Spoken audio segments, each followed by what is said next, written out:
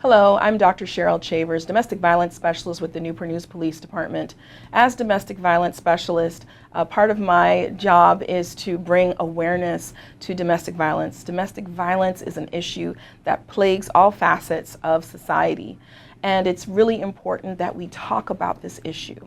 And so during the month of October, which is National Domestic Violence Awareness Month, the Newport News Police Department Domestic Violence Team will be facilitating interviews with individuals who have been impacted by domestic violence. We're talking about advocates, we're talking about survivors of domestic violence, even officers and their experience of responding to domestic-related calls for service. And so it's my hope that bringing awareness to this issue will let people know that there is hope and that there is help.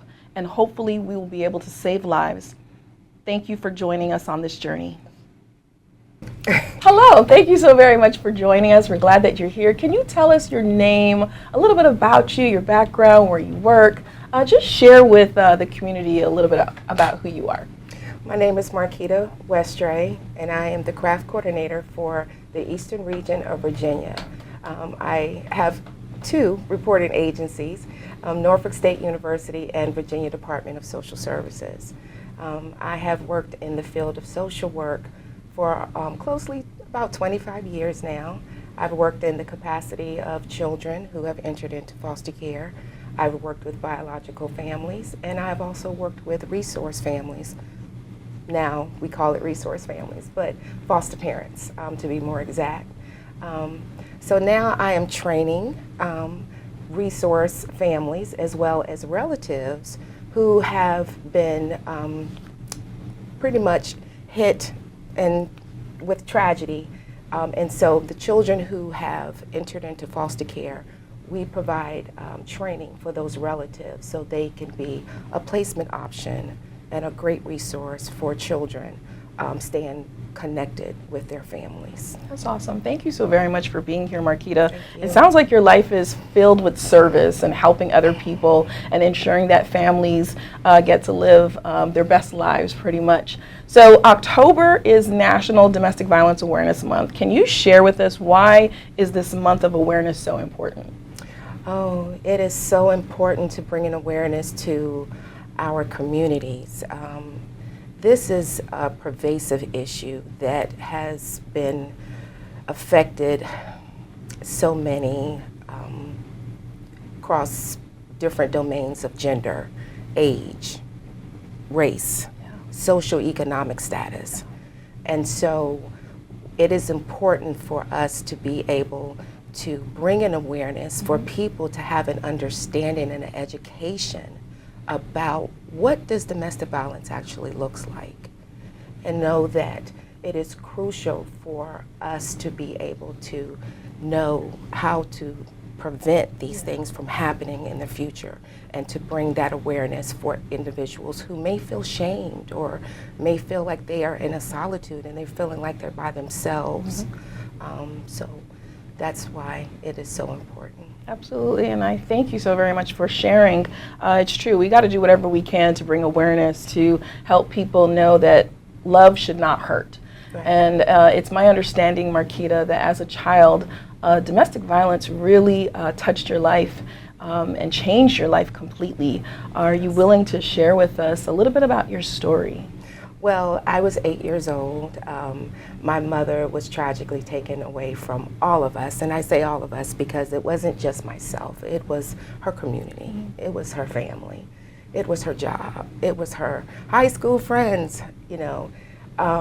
She was married to a gentleman, and of course the relationship started to fizzle out.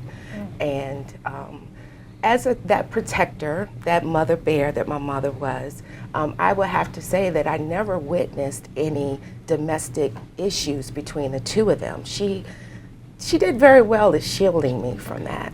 But that one evening, a Sunday night in January of 1981, I'm sorry, my mother tragically lost her life due to my stepfather.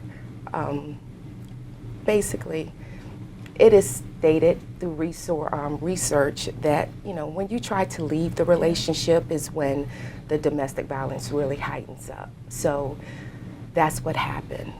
It was on an evening, and we were coming home, and my stepfather attacked her with a car jack. And little old 8-year-old me, in the attempt to try to save Mom, he hit me. And I was able to gather myself together and ran to my neighbors, and they were able to come out. But that was the last time I saw my mother. When you were 8 years old.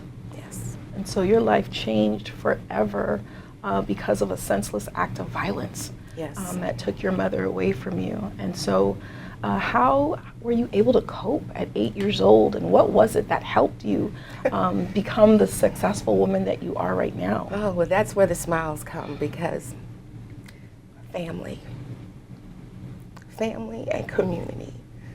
My church family, Mount Gilead Baptist Church in Norfolk, of course my immediate family and my extended family.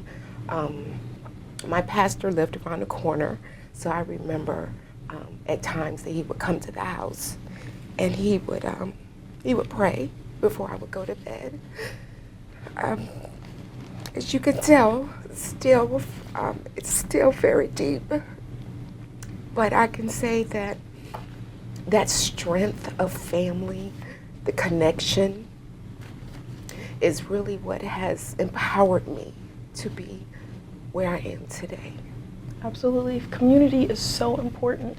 And you know, you went through this tragedy and the community came together to help you, to let you know that you're not alone, Right. and ensure that you had the resources that were necessary. And that made all the difference in your life. Right. And so we're grateful for the community, but out of your pain, Marquita, you're desiring now to turn your pain into purpose. Yes. In this new project called the Luca Project. Luca Project. Are you able to share with us a little bit about the Luca Project? Well, the Luca Project is it's an organization that is designed for us to bring awareness to the community, for people to know what, again, domestic violence looks like, to be able to be a support, whether it could be financial, it could be spiritual, it could be with therapy sessions, it could be with clothing, it could be with helping with utilities, helping our families who have decided to throw their hat in the ring and be a support to